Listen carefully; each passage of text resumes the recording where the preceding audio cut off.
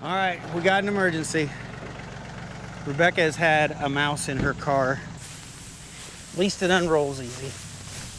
Well, I think I just did another bonehead move, and I just noticed my GoPro right there. Hey, it's still recording. Look at that. It says it's still recording. Here's the piggies, and they're playing in their wallow. Rebecca tries to fill this little puddle up every night. In fact, it's about to get out of the fence. That's why we got the concrete blocks here. How are you guys doing? Hey, Snickers. Hey, buddy. You guys doing all right? And here's chickens. They just get everywhere. We can't keep them fenced in. And there's a chicken right there in the pig pen. You find anything in there? I know somebody's gonna say that the pigs may end up trying to eat that chicken. So far, so good. It's probably good that we don't feed our pigs meat. Or maybe they would go after the chicken. So the sheep and Maya, they're out here in this area that we gave them with this electric netting, and they're enjoying this tall grass. Let's come in here and check on the turkeys. Turkeys are gonna move out on pasture. I was gonna do it today, but I think I'm gonna do it tomorrow. Look at you guys. You guys are getting awful big, aren't you? You are. They're like a foot tall. All right, looks like all the animals are doing good. So my main task today is probably to mess with the hayfield. I want to get out there and do some windrows, single windrows, just small ones. I just want to get it fluffed up a little bit, try to get it to dry. It did get rained on yesterday. It's clover. It takes a while to dry, it seems like. So I need to head out and do that. And then it's also my dad's birthday today. My dad's 72 years old. Happy birthday, Dad. And we need to try to run over to their house today and wish him a happy birthday. But let's go ahead, grab the Case tractor, head out to the hayfield. Well, actually, I think I could hook up the rake to the small TYM and use that instead. I don't like having to switch implements around. It does have a ballast box on the back, but it does have a hitch on the back of the ballast box. So I should be able to hook up the rake to this and use it the way it is, and this will be way quicker. Well, I can't see the hitch, so this is kind of a guessing game.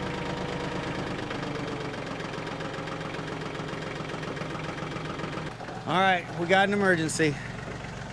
Rebecca has had a mouse in her car. One of her greatest fears is a mouse. And she had a mouse eating the insulation off the bottom of her seat. Hi, sweetheart.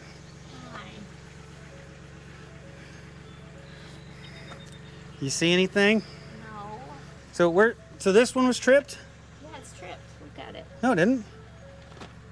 Yeah, it is. That mouse trap is not tripped. The thing is up. So you can see right there, the mouse has been eating the styrofoam off the bottom of her seat. And we have a mouse trap here. And then there's actually another mouse trap like in where the spare tire is. Every day I have to check her car for mice before she can get in it. It's her biggest fear.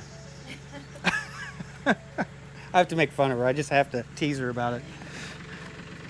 She's afraid that a mouse will run over her feet because she always wears sandals, and then she'll wreck her car. That's what she's afraid is going to happen.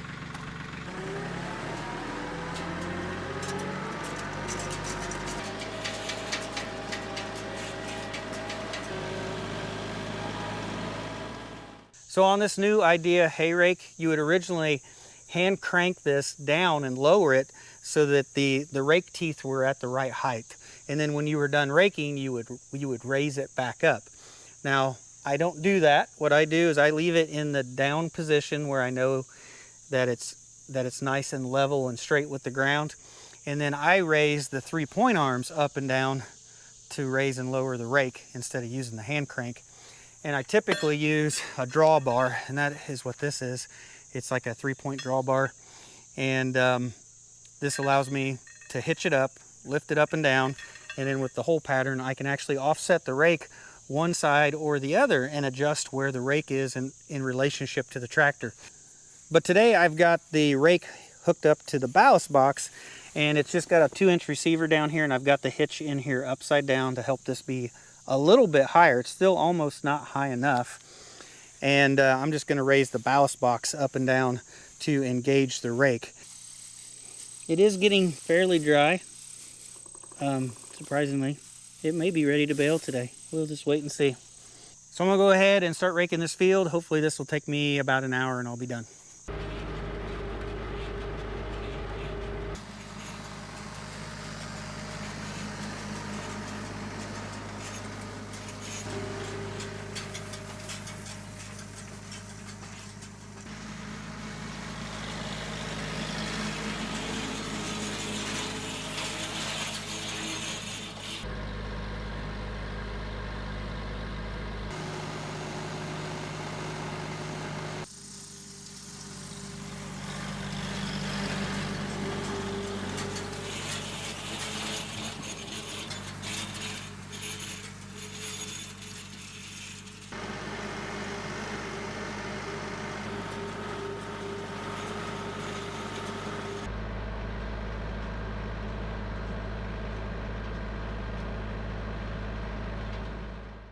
Well, the hay was dry enough, I decided to go ahead and rake it into double windrows. I think I'll be able to get this baled up today. So it feels pretty dry. The clover, the bad thing about this clover is it does turn brown fairly easily, and it was overly mature clover, so I think that doesn't help. But overall, I think I'm pretty happy with the amount. Looks like a pretty good amount of hay on this field this time. So the 24 horsepower tractor did fine raking the field. It is a hydrostat. A lot of people don't want to use a hydrostat doing field work like this because you constantly have to try to maintain a speed, but this does have cruise control. So I was just able to set the cruise and go. Everything worked out fine. So I think I'll be back out here this afternoon with the round baler, and then we can find out exactly how many bales we get off this field. All right, I've got the baler greased up. I got it hooked up, ready to go. I've also got my moisture tester so that I can make sure the hay is actually dry. And I think everything's ready. It's like 4 in the afternoon. Should have had plenty of time to dry. So let's head out there, make some bales.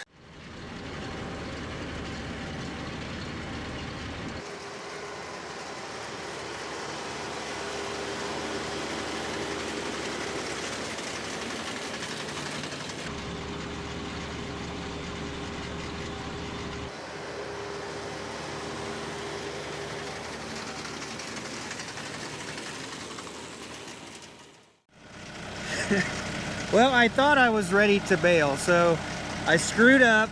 I didn't turn the bale monitor on before I started. If I did, it would have told me that the rear gate was not closed all the way. It was a few inches from being shut.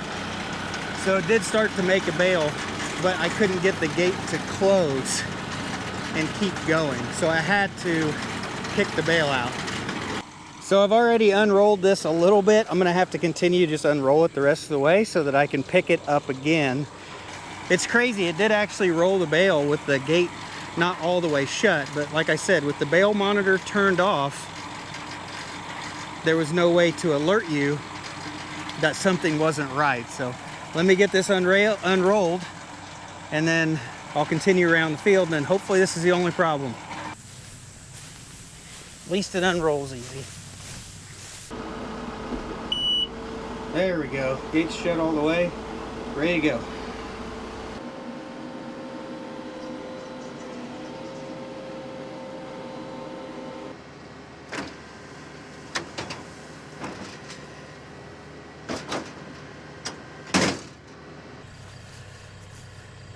Maybe a little wetter than I thought it was going to be. I may need to wait another day. Let's get the tester. 15.0, 14.6, 14.2. It's better than I thought it was. I think that's fine.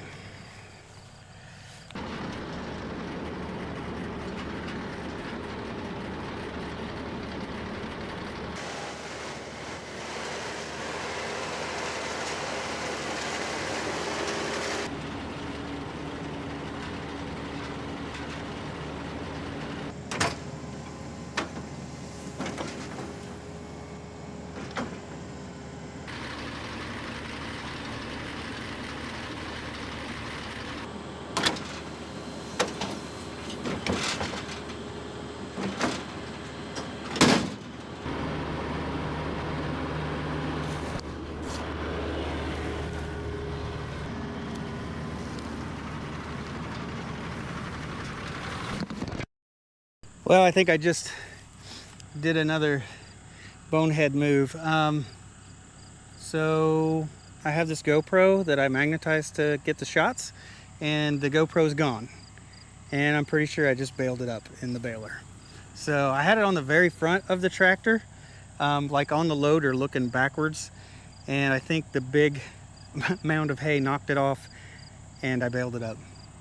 So I'm gonna do a quick walk real quick, make sure I don't find it. If not, as this bale is fairly new, I'm gonna eject it and unroll it and see if I find the GoPro. More than likely, of course, it's smashed. It went through the rollers and it'd be done, but maybe I can at least get the SD card out of it.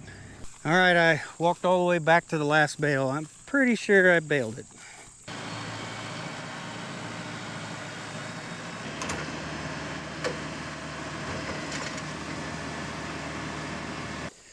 So it wasn't a very big roll. In fact, I was rolling up the last one I unrolled. It's the exact same hay. And I just noticed my GoPro right there. Hey, it's still recording. Look at that. It says it's still recording. That is crazy. We may actually get this exact same footage. But it's guaranteed the back screen is shattered. Oh, that's cool. We may actually get some footage from this. Oh, it doesn't want to shut off. And it doesn't want to shut off. Maybe it's not recording. It seems to be stuck at 2 minutes, 58 seconds. The thing is getting hot as can be. I need to pull the battery on it. These batteries will pretty much catch fire. Come on, get out of there. There we go. Got it out. Oh yeah. Let's hope that we got some video on this SD card. All right, I gotta unroll this bale again and bail it back up. All right, I think that's enough fooling around. I need to get this baled up. So let's get it done. Less filming, more baling.